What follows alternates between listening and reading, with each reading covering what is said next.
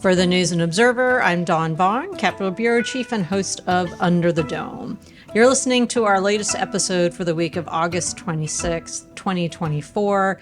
I'm here today with my politics team colleague Kyle Ingram and Metro summer intern William Tong. William is a junior at Northwestern University and as Metro intern has done a little bit of everything on all of the different teams we have in the newsroom.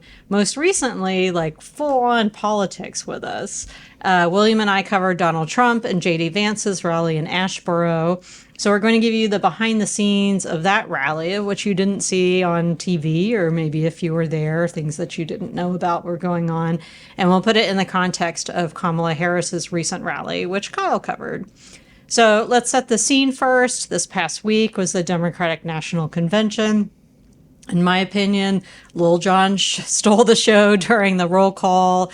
So a DJ picked out a song that was, they announced all the states and cast their delegate votes. And if y'all remember at the RNC, I believe the North Carolina delegation was all dressed in seersucker, and Lieutenant Governor Mark Robinson spoke. For North Carolina, it was Anderson Clayton, who's the North Carolina Democratic Party chair, and they played, of course, P.D. Pablo's Raise Up, but it was, just the music by the DJ. Georgia literally had Lil Jon come down the steps. I think if you didn't watch it live, we've all seen some of it or the video of it. What's your take, William or Kyle, on did he win roll call, or is that kind of remains to be seen? I feel like he did, and I think Georgia is also sort of coming out the gate strong with like Southern swing state that wants to make a big impression at the DNC and in this campaign.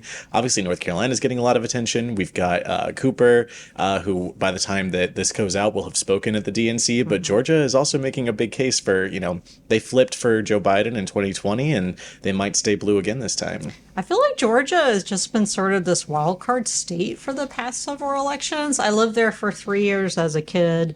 When my dad was stationed at Fort Gordon, I lived in Martinez. And like Georgia as a state is just, I don't know, like a pretty big range of everything and everyone. And I did not expect like the lights to go out and Lil Jon to come up. And honestly, after that moment, when they were doing the rest of the roll call, I thought, oh, okay, who else is coming from these other states? But no one else. It was just Georgia that had someone in person. So, is the roll call in alphabetical order? I didn't actually watch it live. So it started with Alabama, and the DJ played "Sweet Home Alabama," which I thought was interesting for a current modern era Democrat DNC rally. But yeah, it was just arranged. Like I think with Minnesota, they played Prince. When for DC, they played DJ Cool. So I went to I used to live in the DC area. I went to high school in Northern Virginia, and everyone knew "Let Me Clear My Throat," and they played that. So I thought that was pretty cool. Like I don't know, just how each state was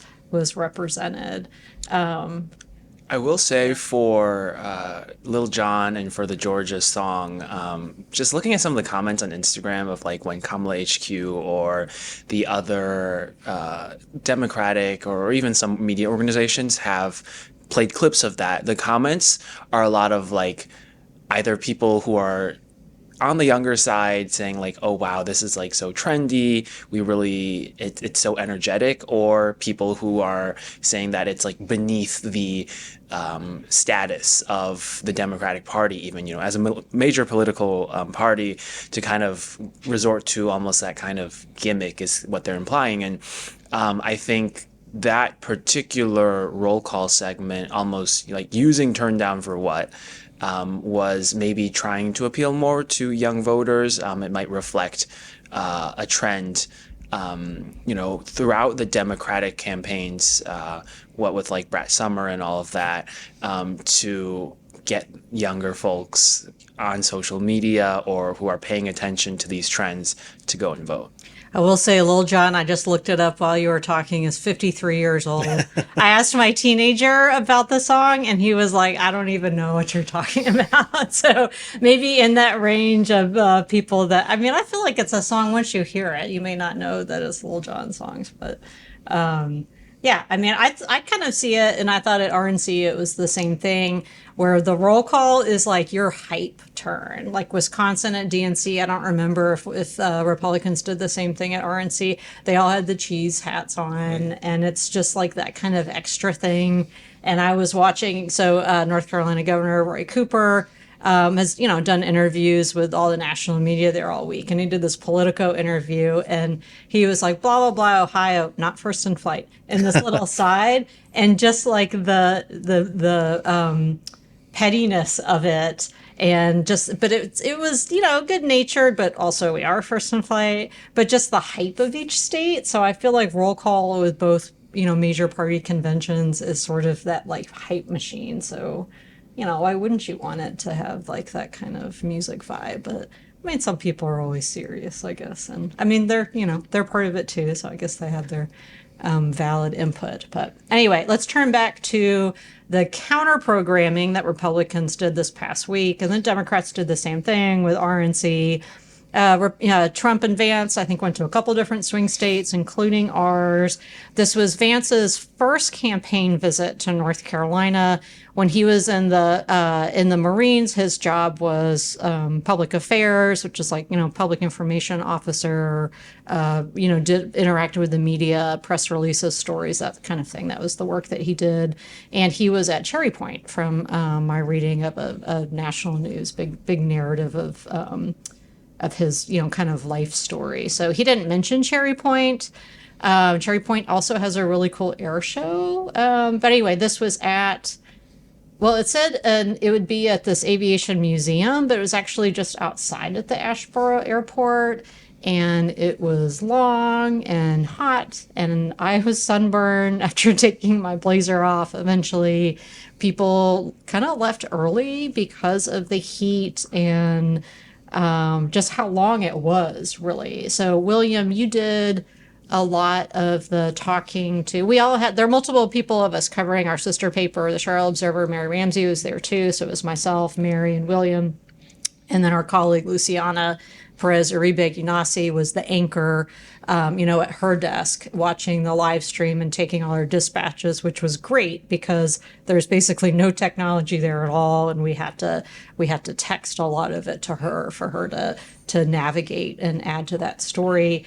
So it was crazy traffic even getting there, like finding a way because it was off this 2-lane road in Asheboro. Not a big parking lot for other people to park. So it's private lawns, it's side of the road.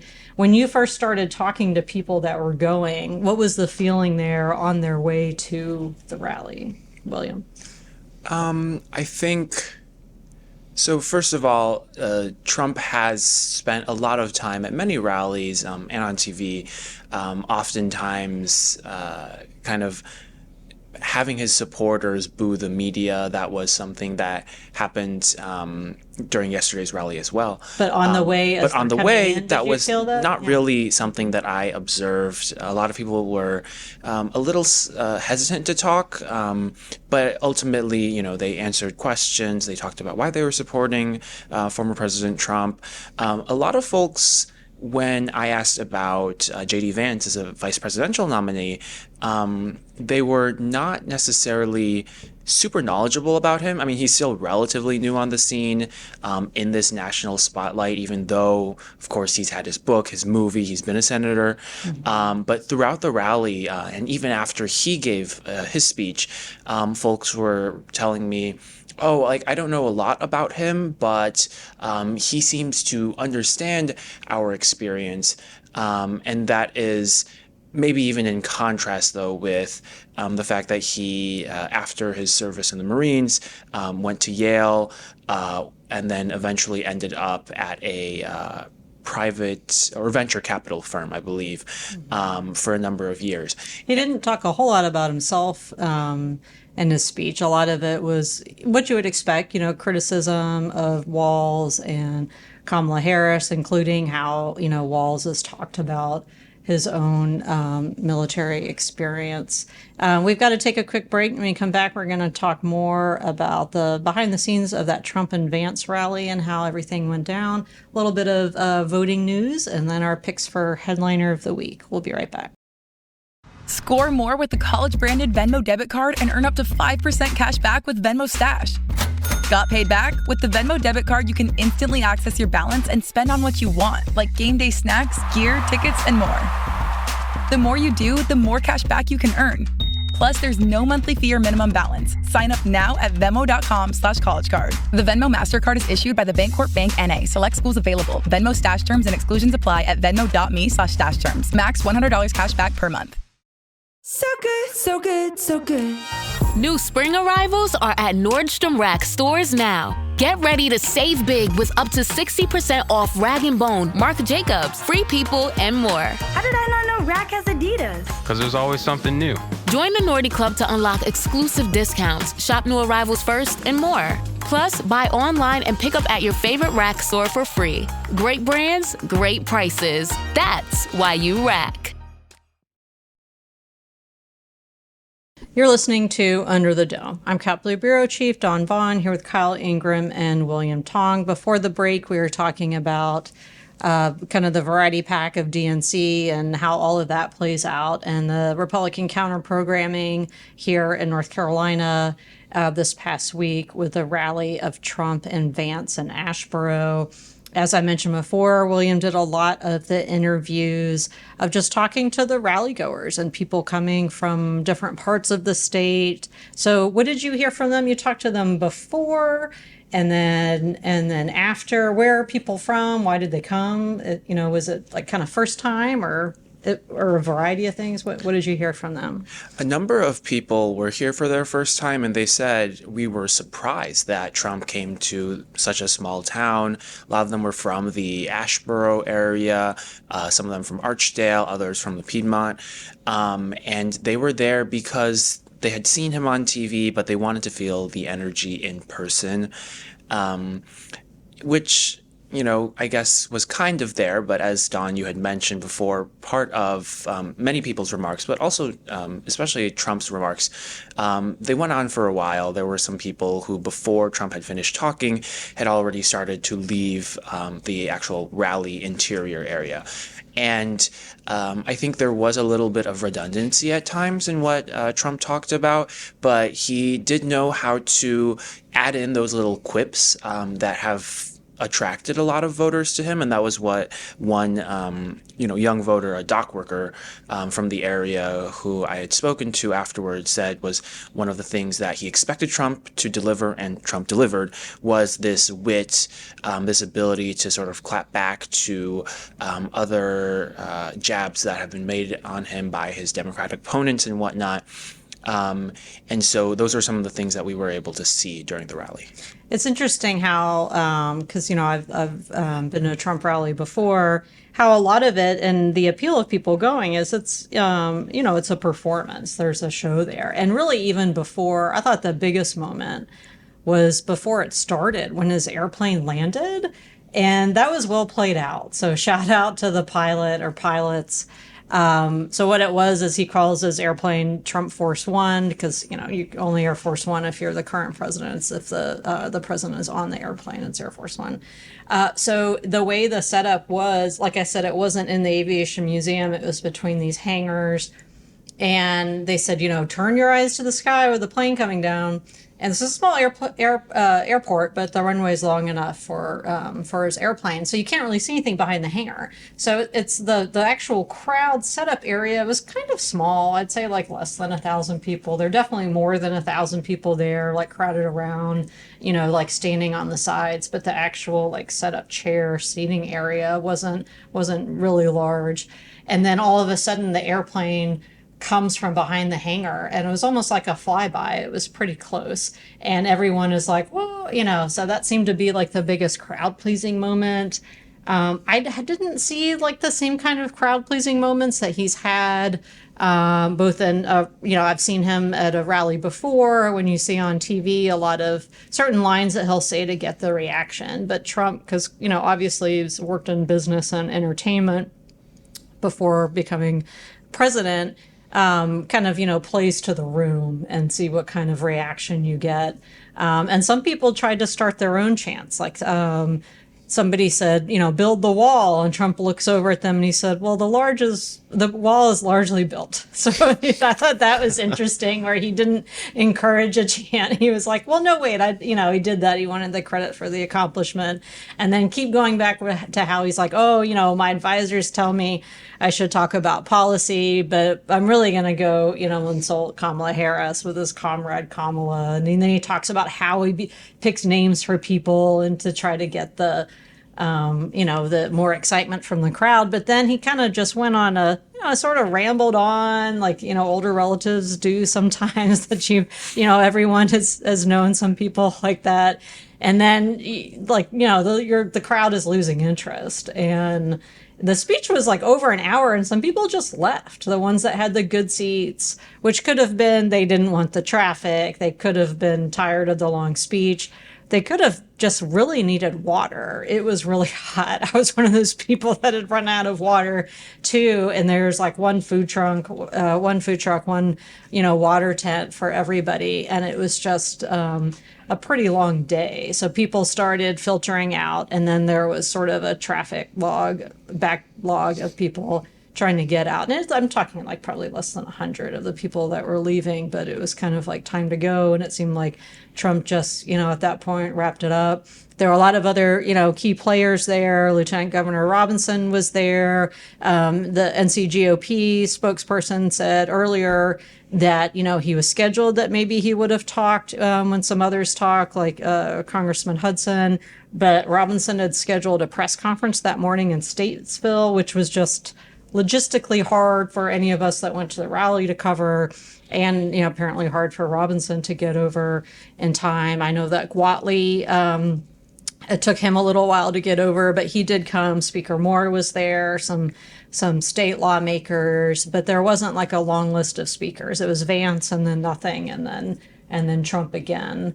So what else did you hear from people about what they thought of it, or why they came? Are they excited to vote for him, or just already planning to? And yeah, I mean, most of this rally was his supporters, yeah, but just as you said, the spectacle didn't necessarily last the entire time, and that's not the only thing that folks are looking for, is the other thing. After many of the speeches, people were talking about, they told me about, we also want to know specifically what he wants to do to settle the war in Ukraine, to shore up American security, right? These are some of the big ideas that Trump talked about. But what some of the folks told me is, we want to hear more specifics as well. That might be one way for him to gain more support even amongst voters in North Carolina.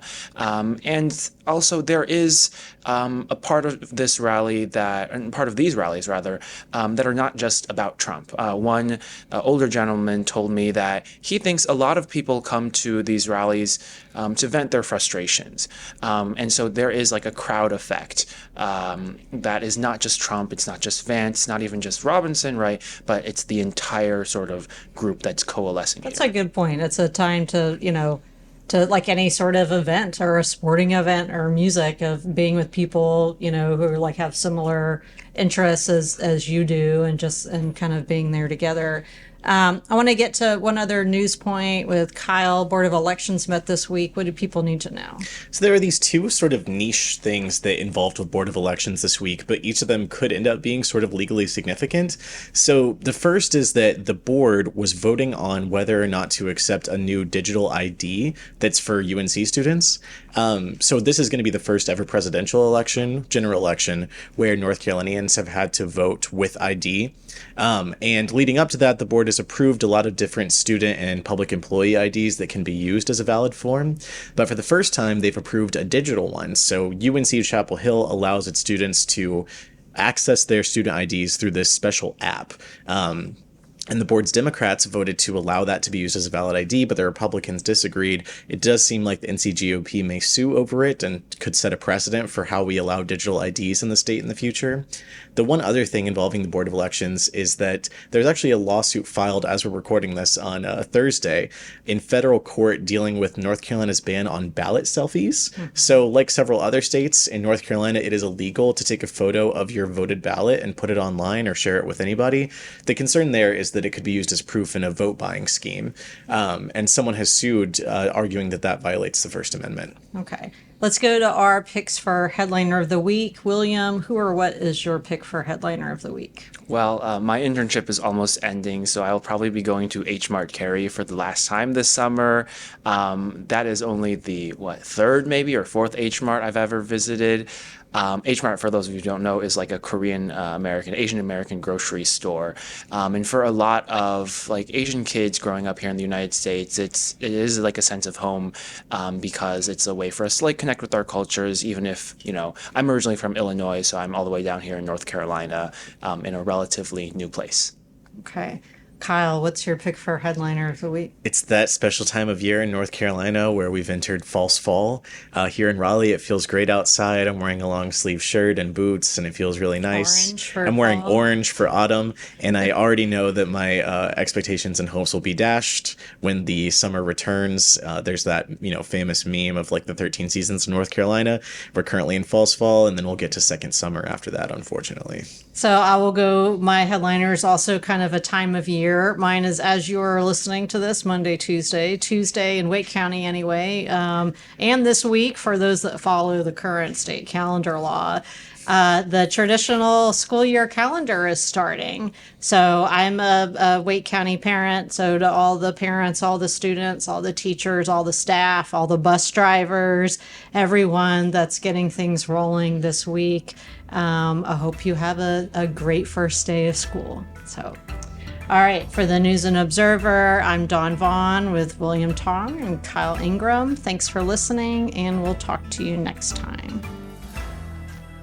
For more from our politics team, subscribe to the News and Observer at newsobserver.com/subscribe. Follow us on Twitter at Under the Dome and NC Insider, and sign up for our weekly political newsletter, also called Under the Dome, at newsobserver.com/newsletters. Thanks for listening.